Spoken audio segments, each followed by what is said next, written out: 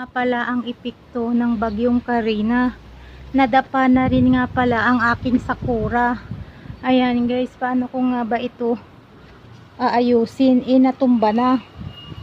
Ayan, at ito naman ang kalachuchi, natumba na din siya guys. At ito din pala ang pigs ko dito sa kabila. Ayan, at natumba na din siya. Gawa ng sobrang lakas ng hangin nga pala. Ayan guys, tingnan nyo naman, nakatagilid na. At ito din pala ang epekto dito sa gapangan ng aking patula. Pagmasdan nyo at natumba na nga sila.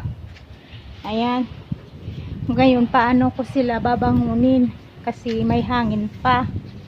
Ayan guys, lumiwanag bigla ang aking mga tanim kasi nahagip na ng hangin, nahagip na ni bagyong Karina. Ayan nga guys, tingnan nyo naman. At nadapa na rin nga pala ang mga sili kong pula. Ayan guys, pagmasdan nyo naman dito, nadapa na nga sila. Ayan, ewan ko kung mabubuhay pa nga ba ang sili kong pula. So ayun na lamang guys, bye bye, thank you for watching.